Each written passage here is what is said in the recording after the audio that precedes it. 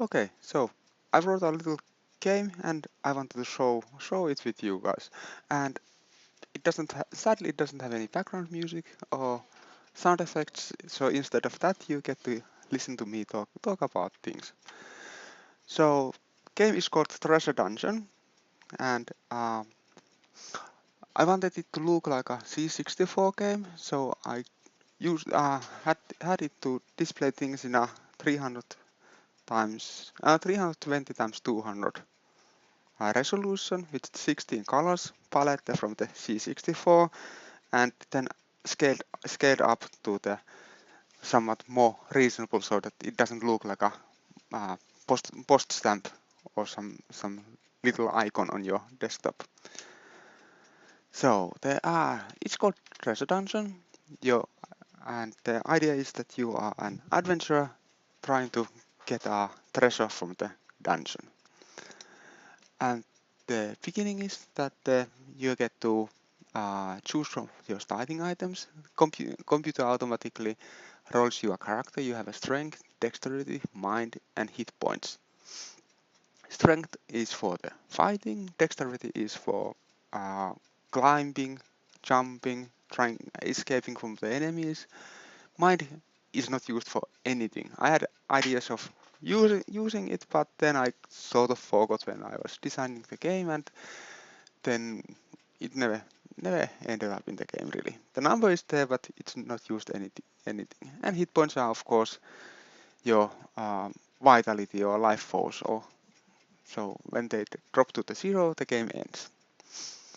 And you get to choose up to 2 cards in the beginning of the game.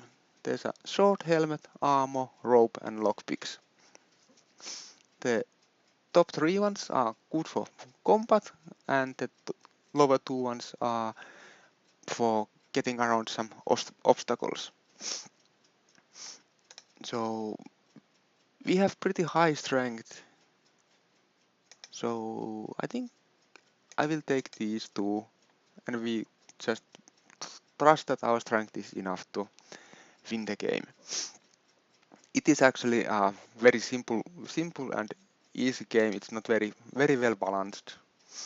So the first we flipped a card, got a storage room that is guarded by the goblin. We have 2 options: we can run or fight, and we just run. Fight. And then we click the enemy, and it says you attack hits goblin. Goblin dies. Click continue to proceed. So poor goblin didn't get the chance to attack us. And now that since we are in the storage room, we can loot it for the items. There's a potion. There's usually 3 items in the storage room. There's a rope, lockpicks, and potion. But if you already have an item, it's not shown here anymore. You cannot have 2 ropes. You can have maximum of 1 of each. So we take the potion with us. And at the end of the turn, we can use the items, or we can click continue to proceed. Because our hit points are at the maximum, we just continue. And then we flip the next card, guard room, 2 goblins. So let's fight against them. They didn't get any hits at us. We don't want to use our potion. Arrow trap. You dodge the arrow. That's because we managed to, despite our dexterity being 10, we managed to avoid that. I have been thinking that those traps maybe should be a little bit more difficult. Or maybe there could be a couple more. Who knows? We don't want to use anything. Next, guarded passage. And again we fight. And another guarded passage. The game is really random in a sense that your stats are rolled automatically by the computer. You don't get to choose where to put any points, and the deck that represents the dungeon is shuffled, and it is very well possible that you could get the treasure jumper right in the beginning. Oh, orc. Nah, died. You could get the treasure jumper as the first card. So the whole game would be just shuffling the deck, flipping the card, and winning the game. Okay, now there's a chasm blocking our way. We have three options. We can jump over, we can use the rope, or we can go back and try to find another route. Rope bypasses the chasm, but we lose it. Jumping over risks us falling into the chasm. It's a dexterity test, and we might take some damage. And if you decide to take the another route, then three cards that have been revealed so far and discarded get shuffled back to the deck. So our adventure gets slightly longer. So let's use rope. So you use your rope to cross the chasm. No worries there. Guard room, and let's try to run away. So you dodge the orc, we managed to dodge them, but the goblin. You dodge the goblin. Goblin blocks you, so one of the goblins manages to prevent us escaping. The goblins are faster than the orcs, so it's harder to run away from them.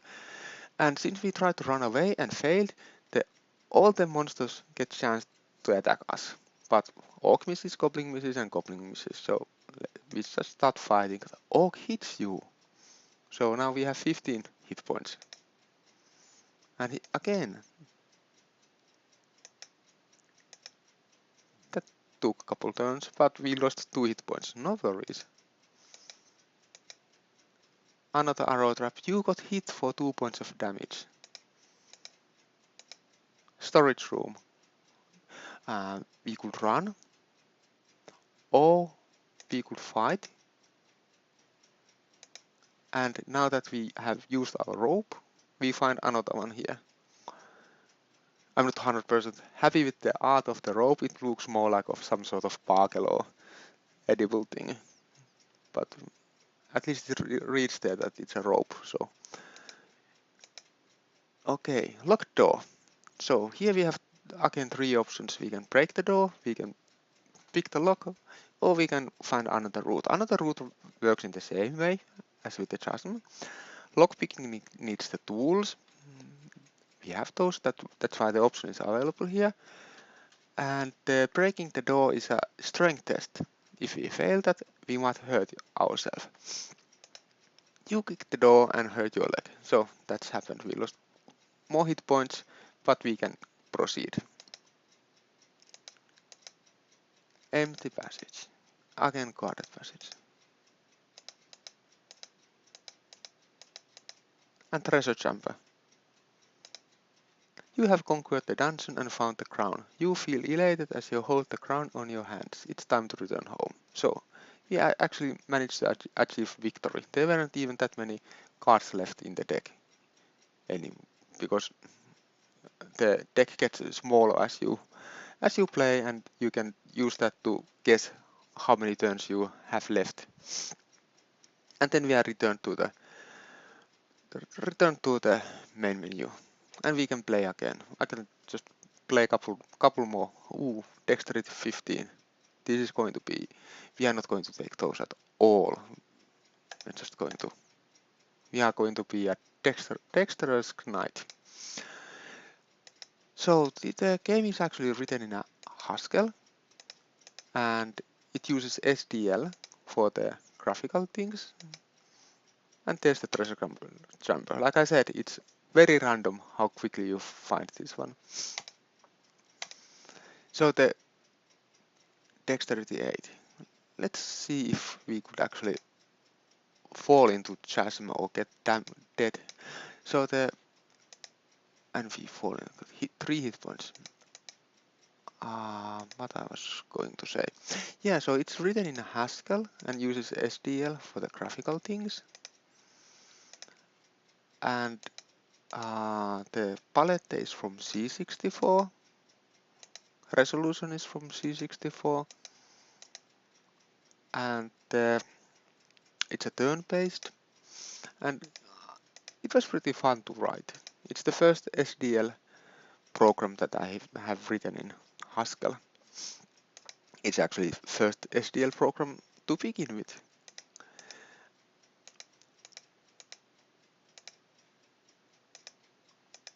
and uh, initially I wrote that as a text game. So there's a text mode in the game. I'm not going to show it. It only prints these things, and then it says press 1 to attack and press 2 to do something else. And so it's just a console. Hit points 1, but we found the treasure chamber. Didn't try it. And I wrote that in as a the game logic is written as a library, and the text mode is written as an application that uses that library. So it was fairly simple to write a SDL version. I just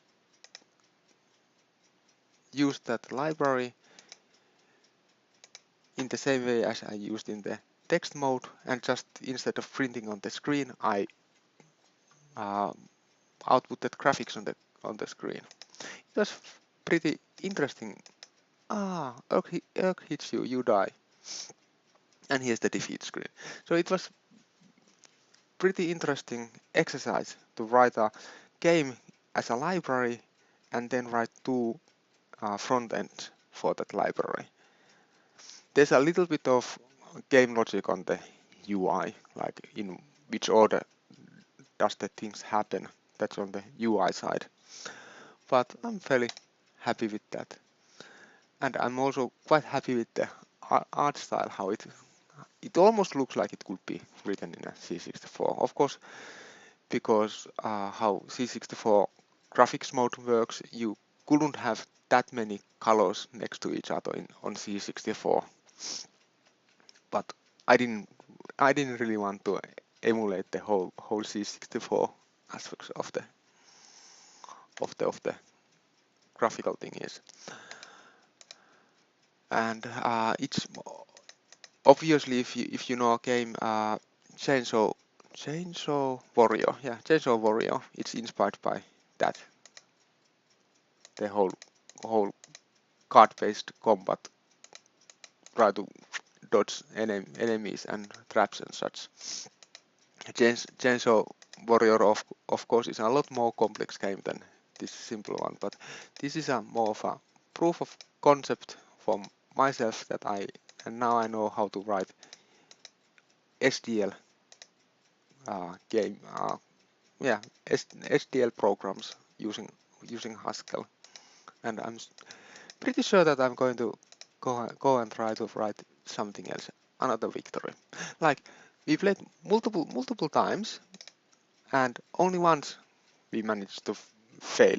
So the balance of the game is not that great. But as I said, it's not about the game; it's more about the figuring out how the parts fit together and how you can write such a game in a SDL and Haskell. And I will, now that I remember, I will put into the comments or description or something link to the repository if you want to have a look at the code.